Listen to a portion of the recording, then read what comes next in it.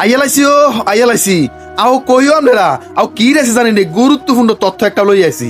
আর head হইলো আপনারা আমার ভিডিওর ফটো কাটে দেখতে পাইতেছেন বাংলাদেশে সবচেয়ে বেশি ঘুষ দেয় এবং ঘুষ খায় নোয়াখালী জেলার মানুষ, সবচেয়ে বেশি।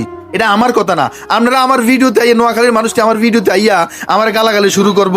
আমি জানি গালাগালি করলে কিছু লাভ নাই, এটা তো আমার কথা না, এটা ওই যে চ্যানেল আর টিভি আছে না, আর টিভি তারা একটা নিউজ প্রচার করছে এরকম যে সবচেয়ে বেশি ঘুষ দেয় এবং ঘুষ খায় নোয়াখালীর মানুষ, আর সবচেয়ে ঘুষ কম দেয় কম খায় সাফাই নবাবগঞ্জের মানুষ। এখন নোয়াখালীর আর এই দোষ যদি এভাবে সরায়, আচ্ছা কন এডি কেমনে মাইনা নন কনছে?